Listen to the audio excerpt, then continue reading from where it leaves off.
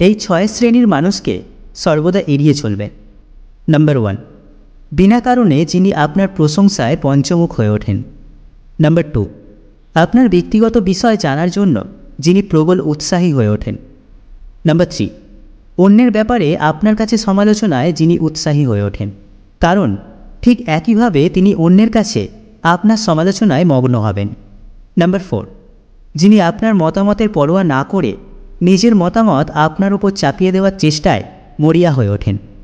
Number 5, অযাচিতভাবেই যিনি নিজের দুঃখ কষ্টের করুণ কাহিনী আপনাকে শোনাতে মুখর হয়ে ওঠেন।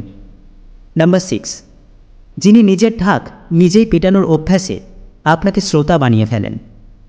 আপন ভেবে কাউকে মনের সব কথা বলো না, এমন একটা সময় আসবে সে তোমার কথা দিয়েই তোমাকে আঘাত করবে।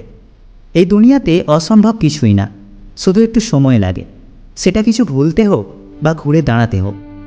জোর করে কারো আপন হওয়া যায় না, হয়তো কিছুটা সময় আপন সেজে থাকা যায়। উপরওয়ালা বলেছেন, তুমি জীবনে কতটা সুখী সেটা বড় কথা নয়, বরং তোমার জন্য কতজন খুশি হয়েছে সেটাই বড় কথা। মানুষ কাছে আসার সময় বাড়িয়ে দেয় হাত, আর চলে যাওয়ার সময় দেখায় অজুহাত। আগেকার দিনে মানুষ মিথ্যে বলতে ভয় পেত পাপ হবে বলে, আর এখন মানুষ সত্য বলতে ভয় পায় বিপদে পড়বে বলে। কিছু মানুষ আছে যারা অপরাধ না করেও অন্যের কাছে সবসময় দোষী হয়ে থাকে। আমাদের সবথেকে বড় ভুল হলো আমরা অন্যের কাছ থেকে অত্যাধিক প্রত্যাশা করে ফেলি। ভালোবাসতে না পারো, কিন্তু কারোর সাথে ভালোবাসার অভিনয় করো না, কারণ এই ভালোবাসার অভিনয় একটা জীবনকে নষ্ট করে দেয়।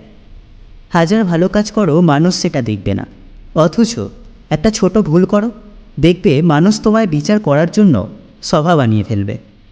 ভালোবাসা কোনো ভুল নয়, তবে ভুল মানুষকে ভালোবাসলে জীবনের সব কিছুই ভুল বলে মনে হয়।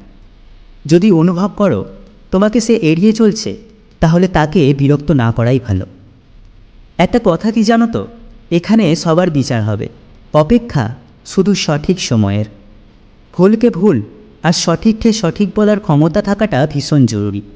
তাহলে দেখবে তোমার বন্ধুর সংখ্যা খুবই কম হবে, তবে যে কয়জন থাকবে তারা সঠিক মানুষ হবে। কাউকে নিয়ে সমালোচনা করা যতটা সহজ, তার জায়গায় দাঁড়িয়ে তার পরিস্থিতিটাকে বোঝা ঠিক ততটাই কঠিন। মানুষ কখনো ইচ্ছে করে বদলায় না।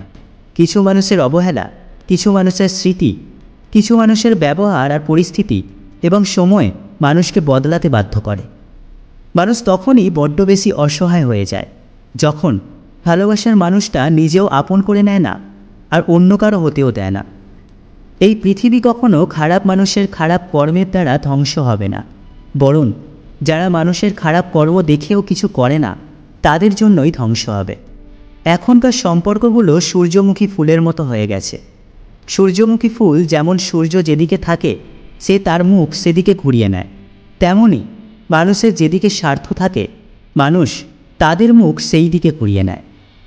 পরের রোজগারে রাজভোগ খাওয়ার চেয়ে নিজের রোজগারে পোড়া রুটি খাওয়া অনেক ভালো। যখন কষ্টটা সীমা ছাড়িয়ে যায় তখন মানুষ কাঁদে না, বরং চুপ হয়ে যায়।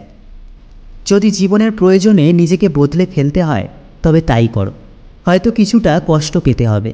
তবুও যারা তোমার মূল্য বোঝে না তাদের সাথে থাকার কোনো মানে নেই।